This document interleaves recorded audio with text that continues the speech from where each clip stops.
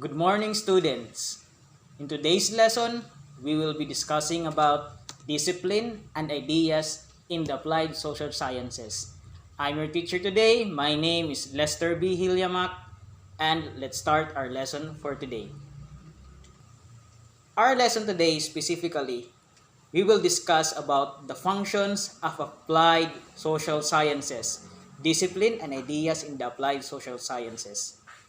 Before we head to our main topic, let's have the objectives for today's lesson. The objectives are the following. Explain the function of applied social sciences on news and information. Second, identify situation that would require or necessitate the performance of news and information in local or Philippine settings. Let's have a recap first. Based on our topic last meeting, what are the functions of applied social sciences? There are 7 functions of applied social sciences. First, self-development. Second, persuasion. Third, art and entertainment. Fourth, news and information. Fifth, organizing, advocacy, and mobilization. Sixth, education. And seventh, socialization. We will focus more today on news and information. But before we go there, let's have our first activity of the day. It is entitled Guess My Line. So I will be showing you some pictures of known anchors or news reporter, and you will guess their famous tagline or taglines. Guess my line. Are you ready? First picture. Who is this news anchor or reporter? 5 seconds to guess it starts now. You're correct. This one is Miss Mel Chanco. And what is her famous tagline or taglines? You're correct. It is Kapusong Totoo ng GMA. Let's head to our next picture. Who is this famous news anchor or reporter? 5 seconds to guess it.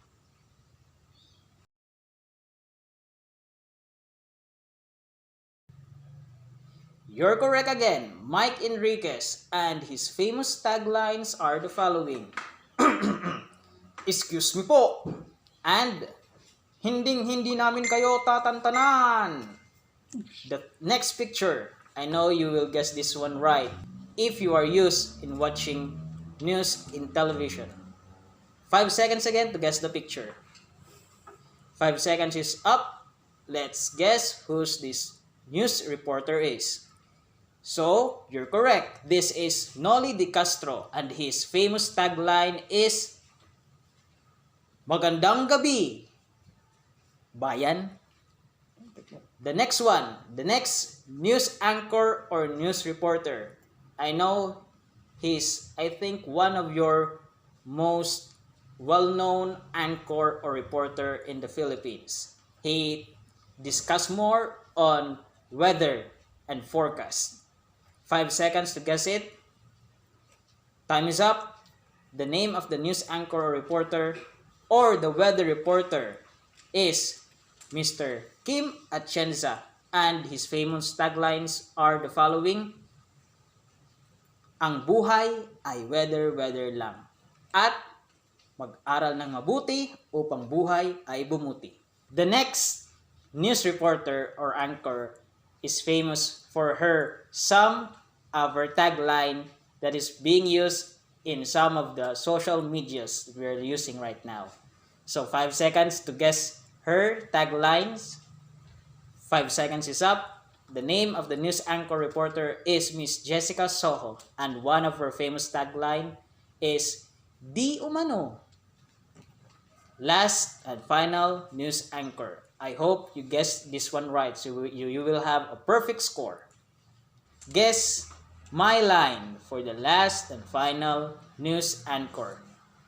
5 seconds to guess the name of the news anchor. 5 seconds is up. So the name of the last famous news anchor is Miss Corina Sanchez Rojas, and her famous tagline is Handa na ba kayo? Now, I have here some questions for you to answer based on the pictures that I've shown you. First question, why do you think that journalists plays a vital role in delivering news and information? Mr. De La Cruz? Thank you, Mr. De La Cruz. News and information is important, especially the journalists, is because through them, we are updated of the latest news and trends that we have here in the Philippines, especially about the pandemic that we are facing now. Next question. Do you see yourself delivering the news and information in television? If yes, why? Miss Espinoza, what is your answer? Very good, Miss Espinoza.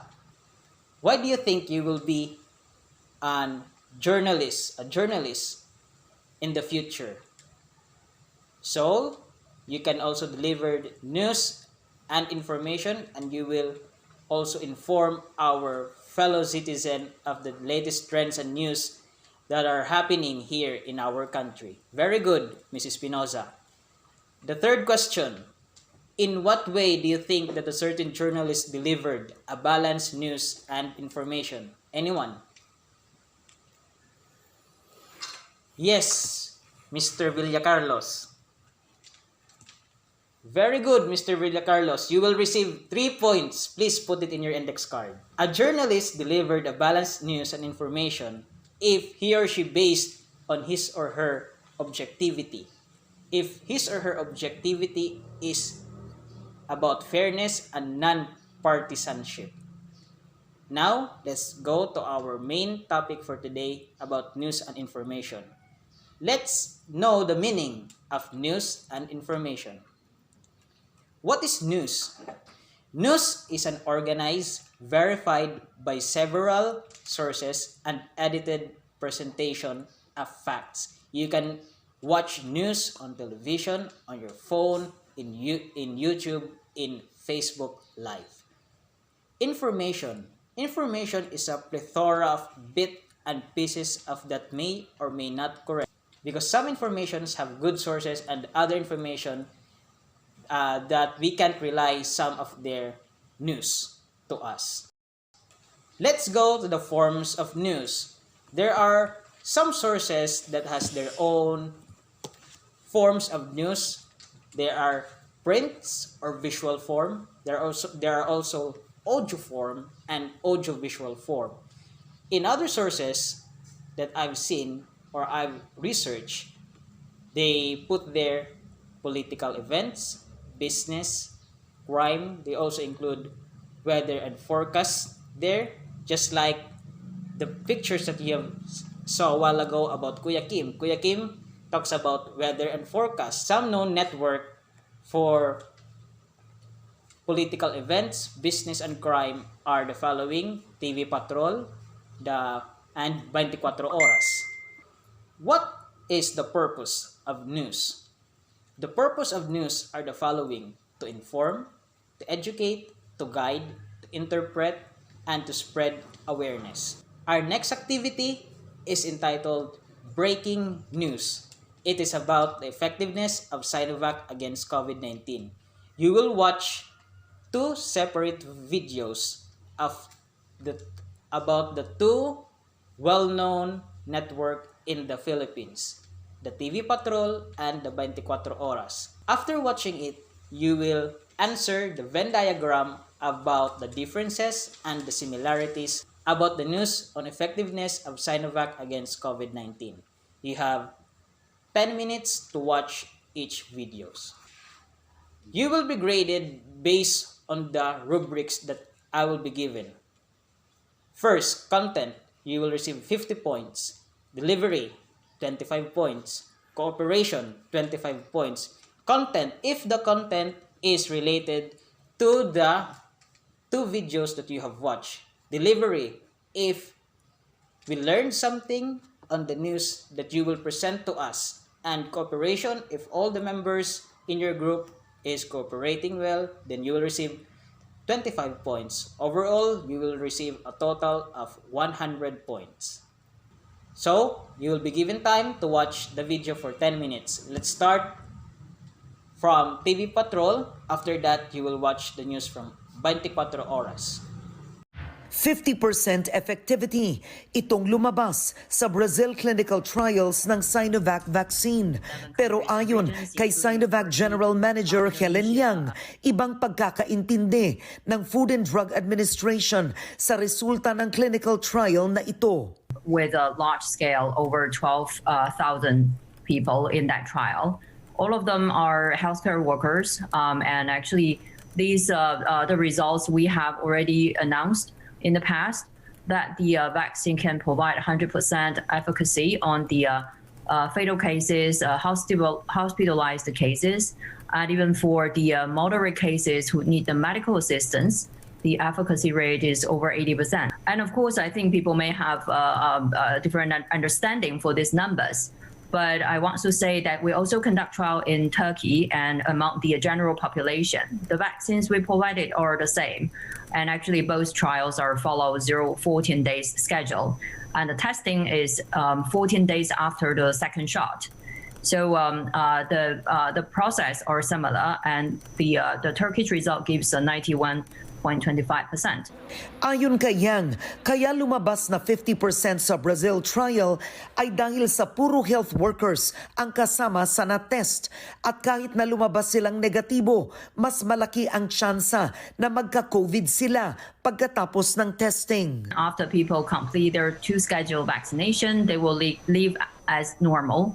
And then when there is written in the protocol that when they show up 2 symptoms of suspected COVID cases, and then they do a PCR test positive, and then they will be included as a COVID-19 positive cases. And you can imagine that in hospital, those doctors and nurses will be very easily to contact with the virus. So they will have a more chance of testing positive. Umaabot na sa 20 million doses ang naipamahagi ng Sinovac sa iba't ibang bansa, kung saan 7 million doses ang ipinadala na sa Brazil, habang 3 million doses sa Indonesia. We actually have already either start or on the process of supplying the vaccines to around 10 to 11 countries and regions, including Turkey, Indonesia, Chile, Mexico, Hong Kong, what else? Some Latin American countries like Dominican Republic. Paparating na sa Pilipinas ang 600,000 doses ng Sinovac na libreng ibinigay ng China. Anya, sayang naman kung hindi ito maibigay sa mga healthcare workers na nangangailangan nito. We respect any announcement made by any government and their decision. I believe that will be the balancing of whether the benefit is overweight the risk, because this approval is under an emergency. Aminado rin ang infectious disease expert na si Dr. Rotjin Solante na dapat tanggapin ng mga health workers ang Sinovac kung wala pang ibang bakuna. It can also prevent severe or moderate symptoms of COVID. Those are the other takeaways. Kung ako niyan, pipiliin ko yung some protection because 50% is good enough. Even if I'm taking care directly to patients with COVID, in the event na walang makukuha, matagal pa tong ibang bakuna, then I would take that. Ayon pa kay Solante, mas makakatulong ang Sinovac sa mga health workers sa ngayon kesa sa walang bakuna. Karen Davila, ABS-CBN News.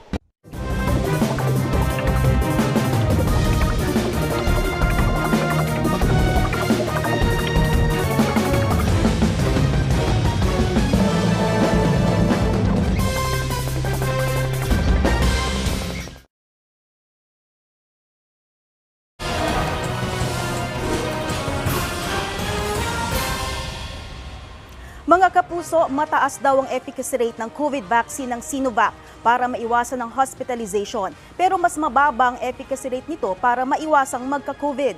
Batay sa kanilang late-stage trial sa Brazil at Turkey, 50.56% ang efficacy rate ng bakuna para mapigilan ang pagkahawa. Pero 100% effective daw ang bakuna para hindi maospital o kaya'y mamatay sakaling mag-COVID ang nabigyan ng bakuna nila. 83.7% effective naman daw ito para maiwasan na kailanganin pang sumailalim sa medical treatment ang nabakunahan. Kabilang sa mga tinurukan sa kanilang trials ang healthcare workers na gumagamot sa COVID patients. Isa ang Sinovac sa mga bakunang inaasahan daw na makukuha ng Pilipinas ngayong Pebrero. Ayon kay Presidential Spokesperson Harry Roque, pero wala pa itong emergency use approval ng FDA sa ngayon. Nagsasagawa rin ng Sinovac ng kanilang clinical trial dito sa Pilipinas. May 28 new COVID-19 cases sa Negros Oriental. Now, after watching the video, I will give you another 10 minutes to answer the Venn diagram. After 10 minutes, you will present it in the class. Thank you for presenting your Venn diagram here in front. Let's give everyone a round of applause. Before we proceed to our quiz, I will ask you some questions. First question, what are the contents presented by two television networks? Yes, Mr. De La Cruz.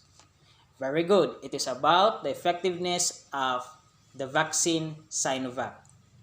Second question, what are their similarities on delivering the news? Yes, Mrs. Espinoza. Very good, Mrs. Espinoza. Their similarities are the following. They tackle about the vaccine, on when will it arrive, its effectiveness and efficacy. Thank you. The third one, what are their differences on delivering the news? Mr. De La Cruz again. Thank you, Mr. De La Cruz. You will receive 3 points. Please put it in your index card. Their differences on delivering news are the following. In TV Patrol, they contact a Chinese ambassador for the vaccine Sinovac, and they ask it about its effectiveness and efficacy and the arrival of the vaccine here in our country and how many vaccines have been delivered to other countries. In 24 horas, they only discuss about the effectiveness and efficacy of Sinovac vaccine. The fourth question, why do you think or what do you think are highlighted or silenced? Is there any? I think there is none because the two networks discuss well about the effectiveness and efficacy of Sinovac vaccine. I think there is none because both network discuss well about the effectiveness and efficacy of Sinovac vaccine. The fifth question, did the journalists deliver the balanced news and information? Yes, they did. Based on the discussion today, what is your most significant learning about the function of applied social science in news and information? Anyone? Yes, Mr. Villacarlos. Thank you, Mr. Villacarlos. Another 3 points. Please put it in your index card. The most significant learning that I've given you about the function of applied social sciences in news and information is that it will educate you, it will guide you, and you will be aware of the trends and issues that we have here in our country. In what ways news and information help you understand the veracity of issues in your society? You will be guided about the issues and you will know how to help our country minimize or lessen the problems that we are facing right now. Now, for your quiz or for your written quiz, please get one whole sheet of paper. You will answer the following question. I will only give you 10 minutes to finish answering these questions. How do the following social media influence you as a user or viewer in terms of news and information? A. Television. B. Social networking sites. C. YouTube. You will answer those 3 words. Time starts now. 5, 4, 3, 2, 1. Ballpens up. Stop answering now. Pass your paper in front. Do you have any question in today's lesson? If none, please get your assignment notebook and copy your assignment. Now, if you don't have questions, that's the end of our topic for today. Again, I'm Lester B. Gillamac. I hope you learn a lot for our lesson for today. God bless and have a nice day. Goodbye, class.